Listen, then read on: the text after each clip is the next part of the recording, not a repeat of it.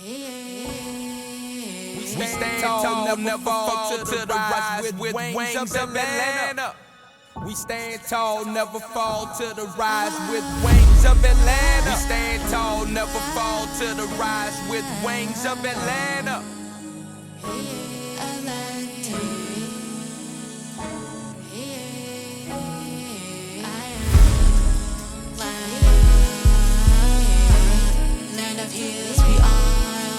Kings, we are restless.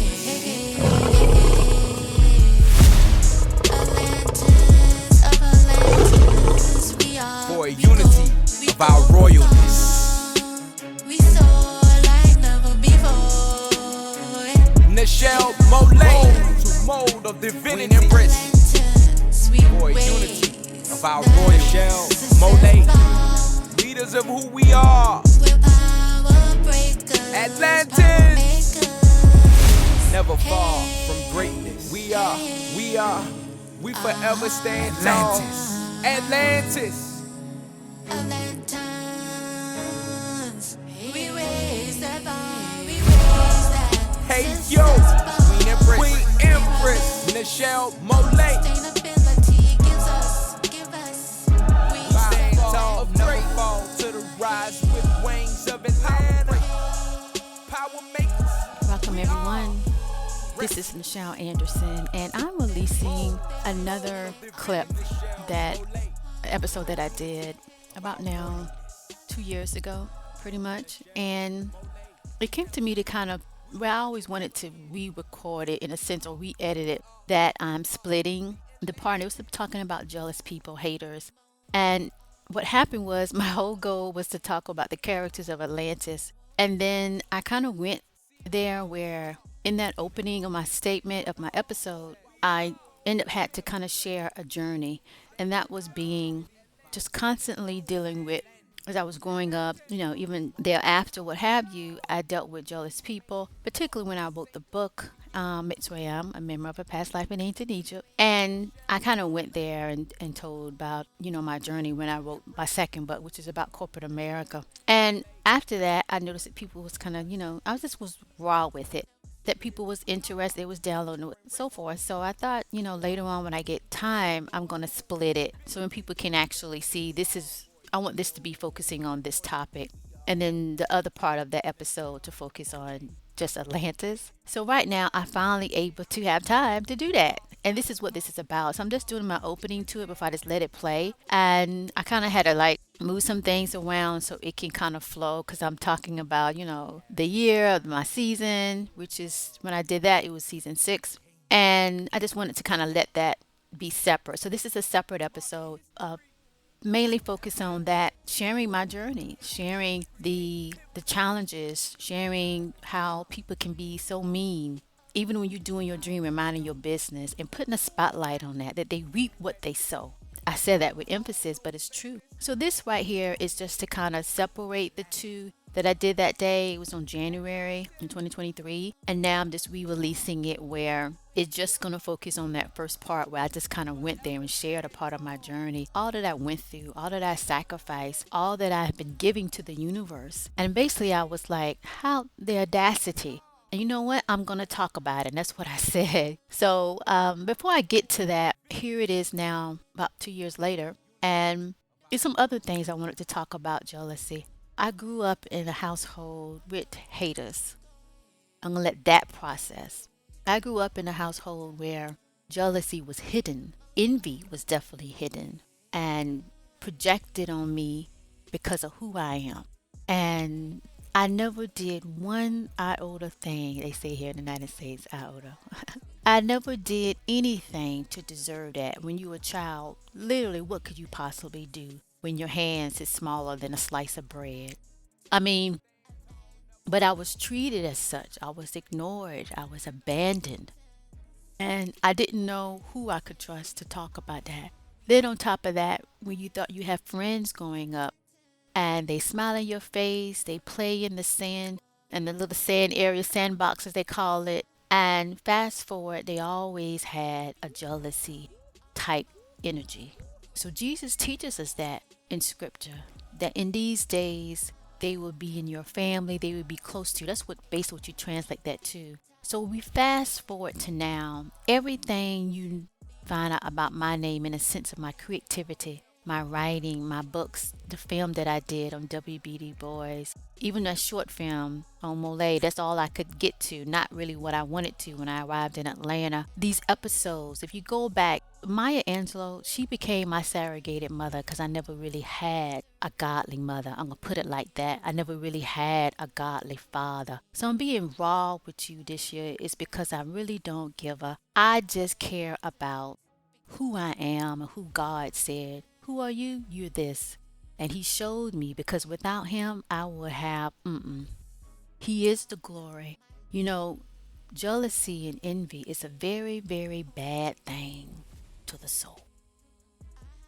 Jealousy and envy is very, very limited of the possibility of who they can be. And if they choose and make choices that they have to pay karma, that's not on me. But yet, when I look back growing up, all that was put on me. All of it. And now, fast forward, I grew up to say, I'm still somebody of worth. And so when I read Maya Angelou books and her quotes and her poems, she became my surrogated mother. She became my surrogated really good friends. I had people so fake that were so jealous of me, a sociopath type thinking, befriended me. And at the same time, they was a hater. Process that. Somebody that you envy so much to wish that you were them, you will pretend to put on a mask to be the person friend and talk about that person behind their back. And all those people that sat there and lapped it up and laughed and then said nothing when they could have told me she's not really your friend. All of those that thought that, well, if they wasn't saying it, but yet you're there drinking that Kool-Aid, drinking those lies. All of that is in the book of deeds. All of it is accountable. You have to be accountable for it. And particularly if no one, in the sense that I never done any the same thing with them. I was so kind and nice. Every single one of them have to agree that I ain't never did nothing that they say, I'm going to throw a stone. No, I ain't never did nothing to them to compare to what they sat there and let that hater say something. Said a lot of things about me. I ain't never did nothing to them to make them feel. I always motivate, encourage people, even though I was growing up in an environment that was shunned on. Any successes, I couldn't talk about that. There was no books allowed. I only read the books that I got my understanding of the histories when I left that household, and I gravitated more to having the freedom to read. So reading is deep for me because that was my escape. That encouraged me. So while I was working and decided to write, I was encouraged to write something that back then it was unheard of to talk about ancient Egypt in the sense of what I was saying. And I did that. That was courageous of me as a woman. That was courageous of me as a person, as a human being that wanted to share. I could have kept it all by myself and did this and did that, but I did not. I did it. And every extra that I had, I just put it to the side so I can get it published. And then I finally had enough money to publish it myself. And then I had this other book that I started, and I did that. I did all the work, all the effort. See, people that are jealous and haters, they want the glory. They want the attention. They want the whole table of the feast. They want the glory, but they don't want to do the story. A wise person said it like this: there is no glory without your story. So then they want to take. No, you're not going to take from me. And before I could even say that, God made sure that wasn't so. So this part of this episode that I kind of went there when I was talking about Atlantis, the character breakdown, it's me sharing that part. That was one of many. I had a lot, y'all. They did what they said about me, laughed and giggled. They ain't laughing now. For 8 years, I did this podcast show. And I did another one. I could have just left it with one. I did 2. And that's giving. You give and you shall receive. But with jealous haters, they never want to give. They never want to wait. It's always about them. Mind you, this is over 20 years since I wrote my Egypt book. I have not got to the point that I can do my film. I've been doing everything else for other people or doing other things. They say, well, do this anyway. I've been doing it all this long. In the meantime, every episode that I did, those first 3 or 4 years, I was doing it like it was like I was releasing 2 a week or every week. I think it was every week. It's a lot of work. Writing books is a lot of work. But I did all of that while they sitting there getting their nails done or getting their toes on or shining their cars or whatever or buying some new designer tennis shoes, whatever they was doing. It's self-indulgence. I'm giving back and I'm living my purpose. So why you be concerned about me? It's because they know their worth, which is not at the same of me. Haters and jealous and bullies, they are the worst of humanity because they want to take what your effort and what you put in, what you planted seeds for them to get the glory, even though there's no scriptures to say that's the formula, but yet they think that that's what it is. So everything that was said behind my back in high school, when I was growing up, or at jobs, oh my gosh, corporate, all of it, all of it, all of it. Karma is real. And in his name, he shall balance it all. This is me. This is me, Nichel. And I gave, and I was sweet and nice and fair, and helped those. So when they don't speak the truth, and they hold on to it at like where they ain't being seen, no, God said he will bring things that are in the dark into the light.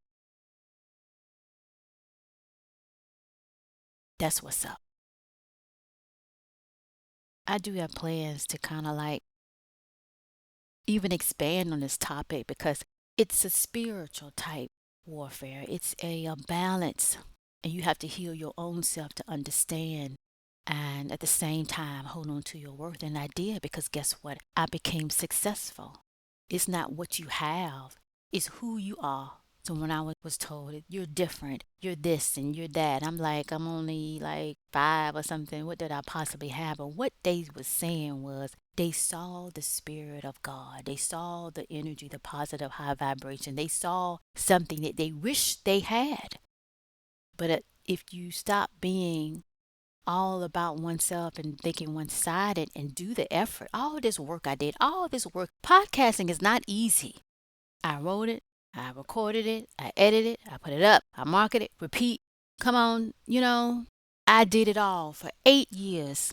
That's just podcasting. I wrote over 100 pages of a book, and waiting. The waiting itself is effort. So that's my story, and this is my glory in his name. In his name, he has blessed me, and I put in the action, and these are my gifts. So in that, those haters and jealous people and all of that I grew up with, that never really amount to anything in the sense of giving, that's their pain. That's their karma. So we're going to go ahead and listen to this, and it's going to wrap up.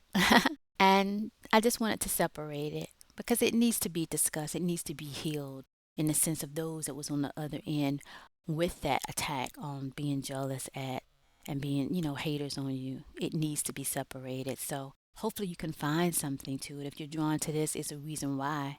And to get that message that I was saying, no matter what, keep going. No matter what, you be what you was born to be, and you keep rising. That's like Maya Angelou said. I mean, once a person show you who they are, you believe them. So when they kept hearing successes of me, they should have done what she said, and you should have believed. I am a blessed woman in his name, and I do things that are of God and move forward. I put in the effort. And if you choose not to, that's not on me. All right, let's get into this episode. And thank you for tuning in. Have a blessed day.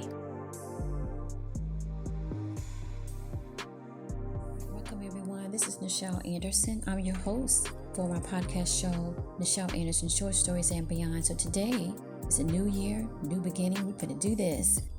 Today I'm going to focus on but today I want to go ahead and focus on that.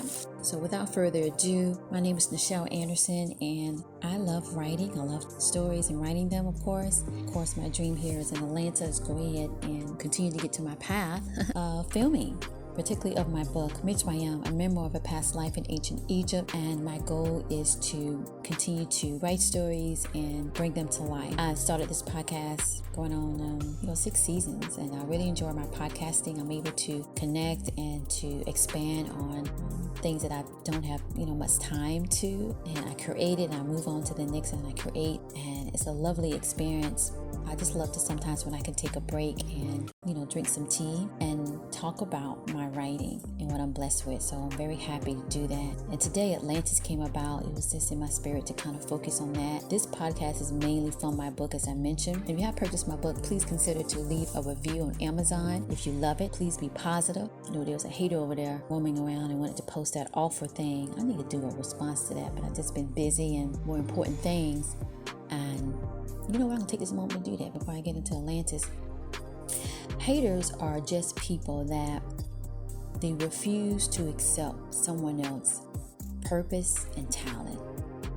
And when I wrote my book, I sat down after it was all these images, and I talk about it in the book, and I took the courage to say, I'm going to figure this out and I'm just going to write.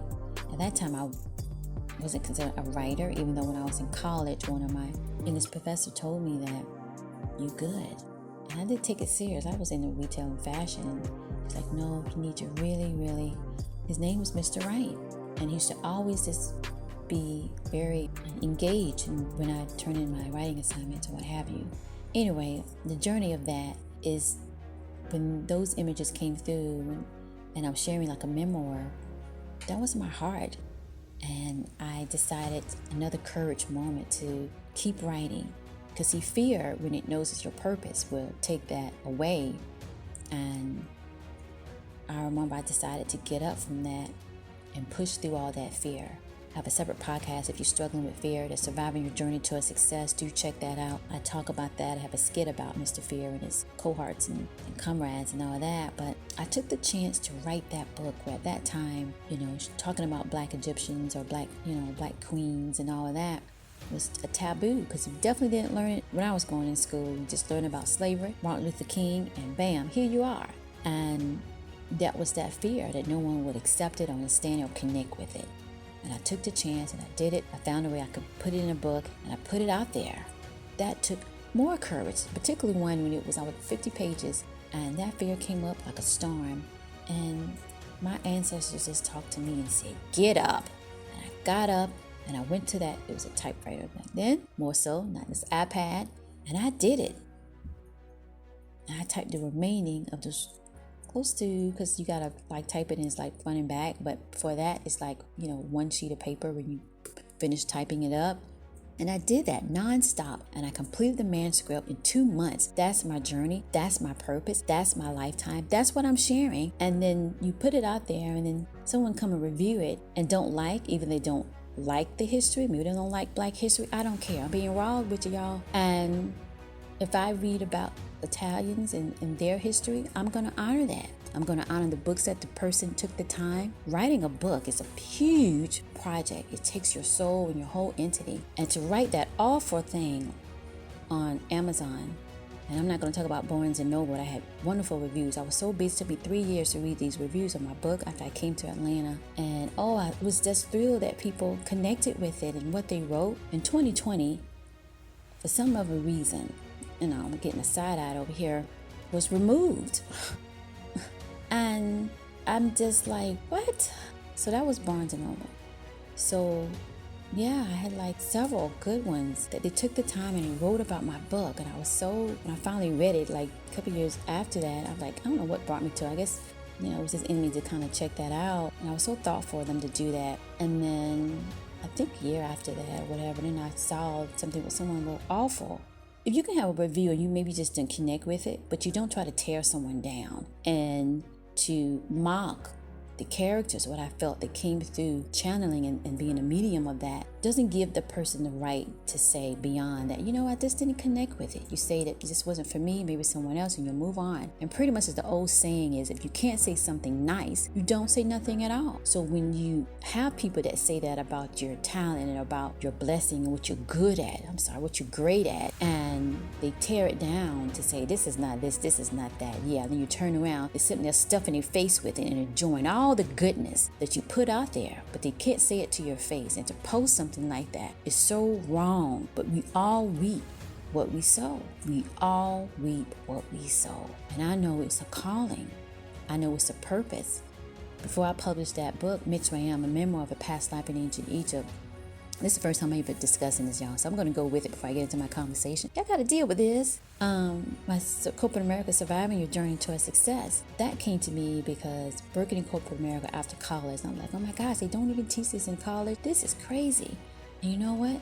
I want to help somebody and, help people. Help definitely people coming out of college like I was. And I wrote that book.